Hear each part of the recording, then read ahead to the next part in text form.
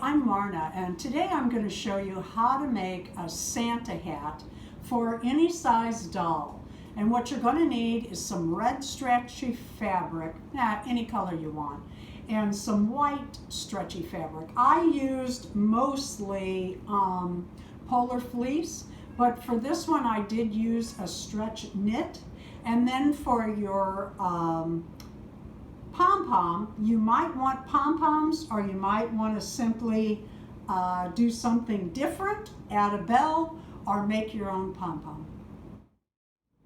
Okay, you can make your Santa Claus hats like everything else, very simply or very meticulously. That's up to you. You could take a triangle for Ken and measure around his head with a piece of fabric, cut it there, and sew the seam, adding a little bit of polar fleece on before you go. You could also find little Santa Claus hats and do all sorts of things. These would probably fit like your McDonald's dolls, your little Barbies and American Girl dolls, the little bitty ones, and maybe even the Bratz from McDonald's. I got these 2 for $1, and I am not pulling these off, but you could. They're just glued on there. It's a full hat, and you could use that. But today I'm going to show you how to measure and make Santa hats. Now I wanted to show you that on this one, the first thing I did was sew the white fabric to the fleece fabric. But you don't do that right sides together. You do it a little different, and what you want to do is put your fleece fabric against the outside of your hat and then sew it down. And it is not wrong sides or right sides together. You'll see that when you make it. And then fold it up, and you can take a stitch here by hand to make it fancier, or you can do it by machine. There are easy ways to come up with a pattern, and you can just wing it. Like I said, you can cut the corner of a piece of fabric and then take and put your scoop on it, or you can get some party hats. I got these from Walmart. Whoops, I tore that, but it won't matter. I always, when I'm doing this, and I've done it more than once, cut that tab off first. Take your doll and wrap this. See, you don't want a party hat that sits on top of the head, okay? You want that to come down like a Santa hat. So what you do is bring this around, and that fits your American Girl doll. And you'll want to cut that right on that line. Make a very small incision, and then that'll make your Santa hat. Now for the 36 to 38 inch dolls, especially the Disney dolls with their big heads, you might want to take 2 of these cones and put them together. I don't. Let me show you going this direction rather than turning the doll around. You want that around her forehead. And if you look at that, you can think, well, I'm just going to add a 1/4 inch on each side as I cut that out, and that'll work just fine. And one thing I would do, like I said, I ripped that there. What I would do with this is I would make this about a 1/4 inch all the way around, and that would give this a little more fold over for your hat. When you're done with your pattern, you could throw it away, but I don't. Using this for the American Girl and the Blythe doll, they wear the same size wig. They have an 11-inch head, but their head is just a little bit different. Blythe's comes out different because it's flat. So what I did is I went ahead and made a pattern and put that in my notebook. And this is where I keep my patterns, and next year, if I want to make a ski hat or a Santa hat, I've got it. I was going to say that too. These hats are not just for Santa. In the 1970s, people wore those, 1960s, 1970s, on into the 80s. People wore those in different colors, knitted and crocheted and cut out of fabrics as just winter hats, and ski hats is what they were called. If you use the party hats, save that elastic. You can use that for other things, if nothing else, a necklace to bead on. To get your pattern for the smaller dolls, what I do, actually I'm going to cut that down a little bit to start. I don't know how far down I want to go, but let's take it down some. These dolls, these Boxy Girls, have a bigger head than you thought. Look at that, it fits. But what I was going to tell you is make it a little bigger than you think they need, which I needed that, and then slide it down on the doll's head. Take a pin and mark both sides of your edge so that when you cut that, it comes out to the size you need. Okay, when you cut your fleece, you want to cut the selvage edge off, and that's this edge. And the reason is it'll show those machine lines tags. Now what you could do is for your Barbies and your Kens and the dolls that you just need a thin piece of fleece for, trim that up and cut it, or you can cut better than I did to begin. But let me show you something. You know what that is? Let's see if you can guess what I'm making here. I'm going to put a knot there and a knot here, and I might cut this thinner right here. You have a Christmas gift for your kitty. They love these. It's a kitty toy. Don't throw that away till after the cats have worn it out. I should have said today I'm using polar fleece and stretch knit, and you can also use velour, anything that has a little bit of stretch to it so that it goes over the head. Now, most of these I'm going to sew, but this one I am going to hot glue.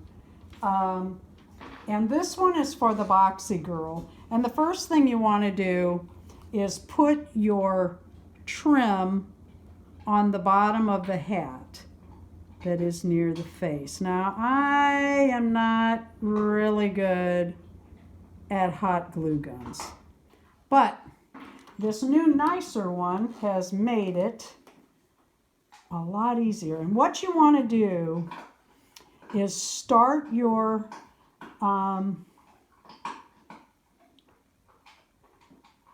trim a little past where you're adding it, and then just glue it down around the head. Mine is kind of choppy. I call that endearing, yeah. You can measure this out and make that just right. Wait for that to harden or dry or whatever you call it at your house. Cut that off, just a little past. And the reason you do that is to make sure that it is caught up under when you glue that other side. That was not good scissors for that, was it? Okay, you could hot glue this inside out, but you don't need to. What we're going to do is hot glue it one side over the other.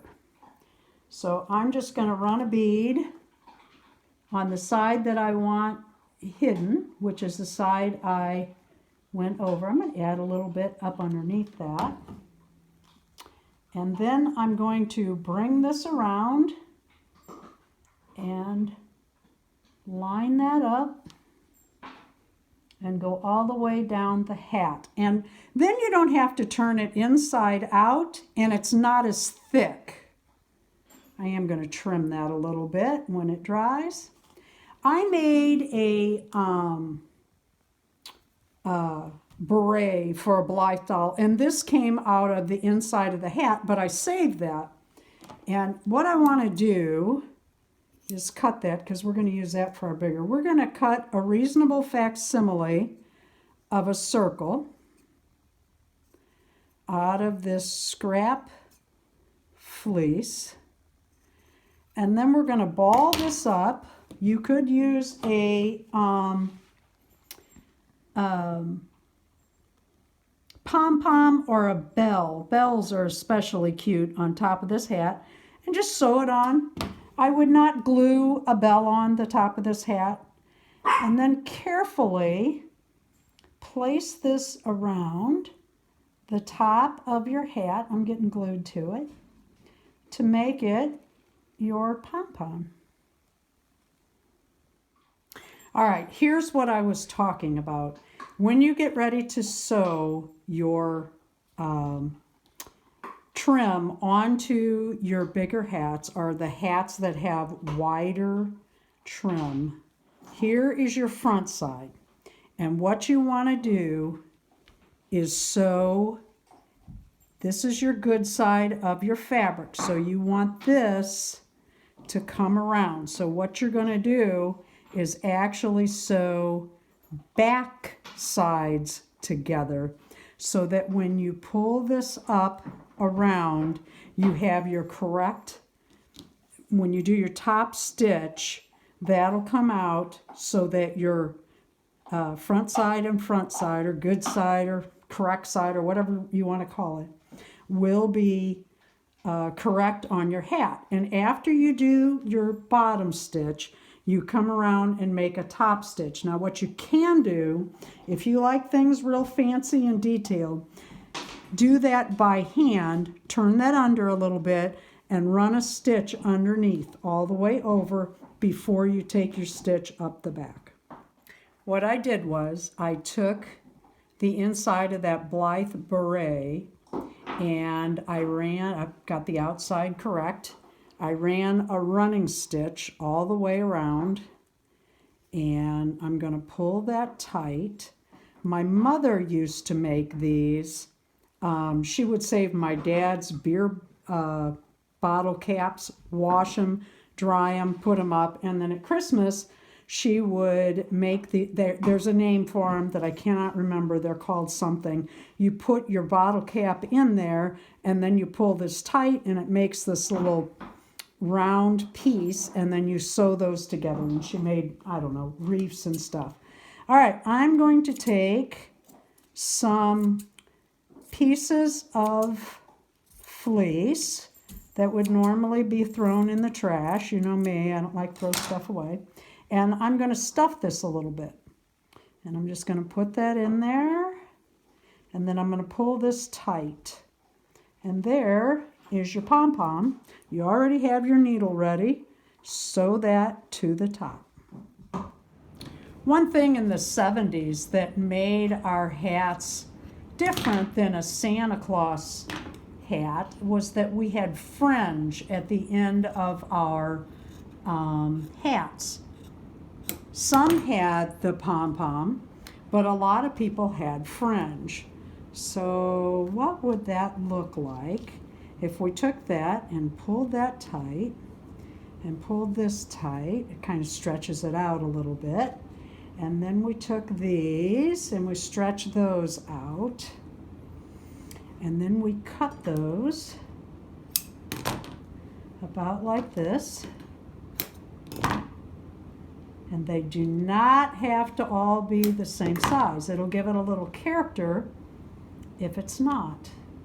And then we'll tie this out here. We can actually cut that off a little bit and add this into our mess. And tie this tight. Pull it really tight. Put it in a knot. You can also do this with yarn and other items.